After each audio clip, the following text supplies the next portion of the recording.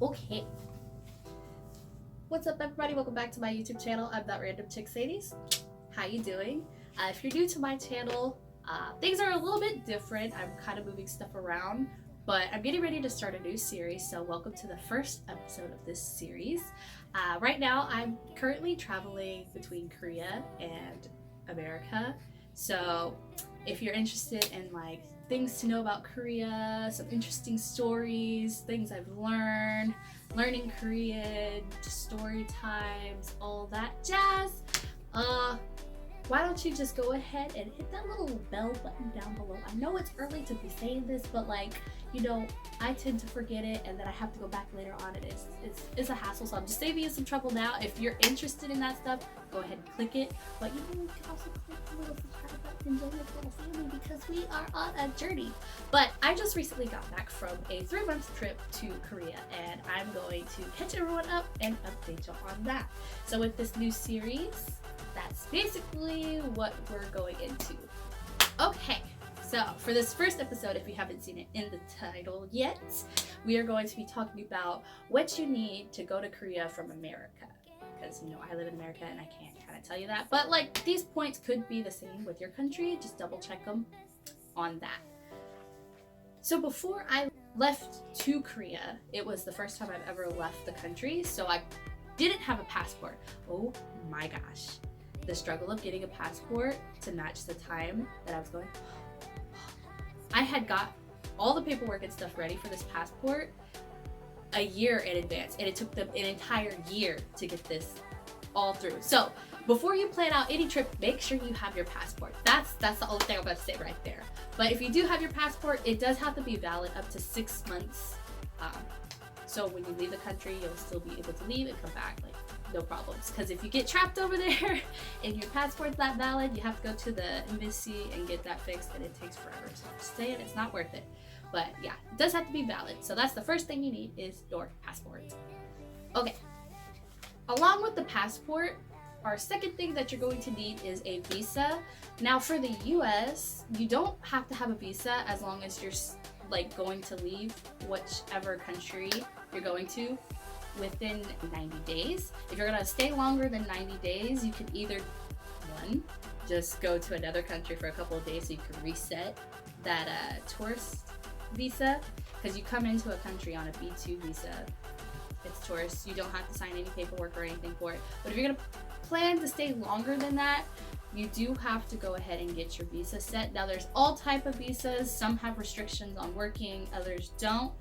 Depending on what you're going to that country to do or visit for, depends on what type of visa you'll need. So you have to look into that. I can link the federal government page for all this information down below, so you can just search up what visa you need and how to get your passport if you don't have it. All of it's on the same page, so I'll hook you up. Just make sure you have that, because it takes a while to process these two items, passports and visas. So that's why I'm go ahead and tell you first, before you even start planning a trip, go ahead and look into getting that paperwork filled out and done. Okay, the third thing that's on this list of things to prepare before you leave the country and go to Korea, or any country, period, is to go ahead and have a budget laid out. So you want to plan out your expenses, do a little bit of research into like what the conversion rate between the currency is from USD to whichever country. So for Korean, obviously the American money was more than the Korean currency. I forget. The won. The won. So for $100 in Korea, if you're pulling it from the ATM, it has like a 3,000 won charge as well. It only takes about 86 USD, even with that charge added on. So $100 for them is like $86 for us. So as you can tell, it's like a $20 difference. So $100 for American would be like 120,000 won. So just do a little bit of research into whichever country you're going to and figure out a budget as to what expenses you'll be doing. If you're planning on doing activities, look into the cost of that, how long you want to do it, any requirements that are needed. Or if you're planning on like traveling across the country, going to different places, getting food, eating out, anything like that, just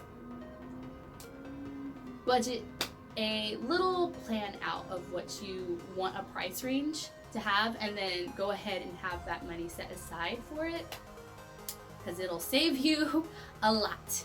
Now, for the fourth thing, along the lines of like budgeting, you do have to have a set amount of cash like ready before you leave America, depending on which airport you go to, because the first airport I went to, they were like, oh, why are you going there? Why are you staying there so long? What do you do? They start asking a lot of questions just so they know, like, one, you're coming back, two, you're able to fund your trip so you won't get stranded or starve or die or something. Like, something won't happen to you.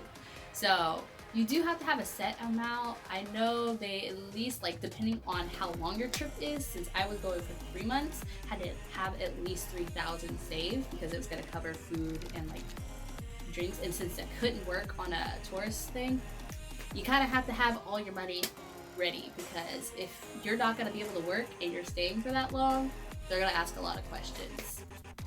Just depends on what airport, because the first airport, that's what it was like. The second airport, they asked no questions. We were like, peace out, go ahead, you good. So just depends. So the fifth thing, I believe, fifth thing on the list, you do have to have your returning ticket before you leave. So I recommend getting a round trip. I was able to get a round trip ticket for a little less than $1,000, but I insured it, so just in case I had to move a day or so, leaving or coming back, I was able to like protect my ticket and still have it as a way to go home. So it was, I think, $1,063 after that. So I'm just gonna say $1,100 for my round trip ticket for a 3-month span. It's cheaper if you buy them as a round trip, because I noticed when you buy them separately, it basically costs the same amount as a round trip. So just a little tip, buy them as a round trip. You do have to have your returning ticket, or if you don't purchase it at that time because you don't know when you're coming back home, or it's not able to purchase it, you do have to have the money or proof of money that you have it set aside to purchase that returning ticket, because they can deny your entrance into that country and because that's where I went, if you don't have the funds for that. So it makes the whole process of entering the country smoother if you have all of that stuff for them. Just let you know. Okay, so before you leave the country, this is number 6. Yeah, 6. Before you're able to leave the country, you do have to have like a record of your shots, because it depends on like which countries you're going to or what areas you're going to be staying in, that you'll need to have a certain type of shot.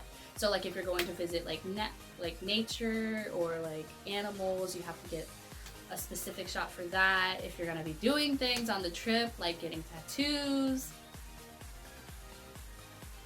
you know, meeting people, yeah, you have to have a shot for that too, just to prevent it. You have to get shots for like typhoid, tetanus, like you have to be up to date on all your shots and or get the shots. So you have to get those at least 2 to 3 weeks before you leave the country. Not only that, having the shot record right there in your passport book, again, smooth, clear entrance. It's just quicker, faster, and doing all that stuff. Along the lines of shots for number 7, I would recommend getting traveler's insurance. Now, it's not required, but from personal experience, because I got sick while I was in Korea and I opted not to get traveler's insurance, it was very expensive. Now, I say very expensive, it's really just the registering cost so they can treat you. That was really expensive. It was $200 out of my savings to get treated for that, and then the treatment itself was $100, and they only gave me 3 days worth of medicine, and they didn't give me the medicine I needed, so that's a whole other story. I'm just saying, like, if you get traveler's insurance, you can get treated for less of the price. save you some time and just pay for some traveler's insurance, because oh my gosh, that's what I'm doing next time, because heck nah, I'm going to Korea for 18 months next time. So yeah, I'm definitely gonna have insurance this time. Just saying, it'll save you a lot of money, a lot of time, and a lot of pain. I will tell you that story later on down the road. Okay, now another thing before you get to Korea is very important, because if you don't have this, you're not entering the country. So listen carefully, okay? Listen carefully. You have to have a place to stay, because they are going to need your address to check it at the little counter the second you get off the plane. If you do not have an address, you get sent to a little room and you don't come out. Just saying. I don't know if they will send you back or if they will make you find a place to stay immediately. You have to have an address of where you're staying, whether it be a hotel or a friend's place or an Airbnb. You need an address. So if you do not have that, you're not getting in. They're not gonna let you pass the little counter, the first counter. Again, it'll just make the whole process smoother, and they can smile at you and say, you know what, have a great day. Continue on. So I'm so sorry for being up close and personal in your face, but I did forget to mention one really important thing. So I want to say, like, tip number 9, that's really actually important.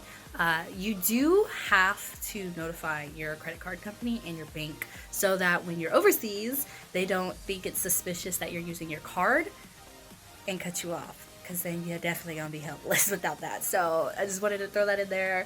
You do need to notify them. Just let them know, hey, I'm going to be in this country for this amount of time to this amount of time.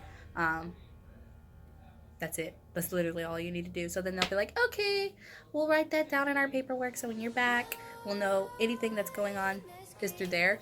If not, just in case, I do recommend having a PayPal open, your Venmo open, any other cash app that you can connect your bank to and put money on, or like your family members or friends from back home, if you really need it, can send you money through. So just in case you lose your credit card or something like that, you're not cut off. You'll have extra options. So I just wanted to leave that in there for y'all, because your girl done forgot it. So yeah, okay.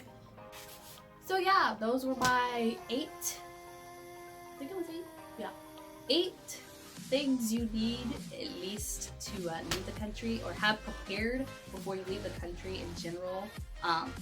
They were definitely important going into Korea, so that's why I'm telling you now. Just let you know, have them ready, have them set, because it's very needed. Thank you so much for watching this video. If you liked it, subscribe, click the little bell down below. Again, this is a new series I'm starting because I've just gotten home from a 3-month trip in Korea. So if you want to hear all the funny stories and keep up with what you need, what you don't need, just all that, stick around. Comment down below if you'd like to know like what you needed to have on you, what you needed in your suitcases, what you can't bring, what you pack, stuff like that. If you're curious, comment down below. If you're curious about something else, or like a story time for the airport, tell me. Let me get first time leaving the country, a lot of things happened, and I didn't know this stuff was needed, so it's kind of hard to like organize my thoughts. But like, yeah, for those who have never left the country like me and did a lot of research, I can hook you up. Just let me know what you want to see. Again, stick around, because I'm gonna have so much fun doing all of these stories. Oh, I'm so excited for it. Let me tell you, Korea is such a beautiful country and an amazing place. Like, I recommend everyone going, and if you can go for at least a month or more, definitely do so. But with that, I'm gonna go ahead and go. Okay, I'm done. I'm sorry. So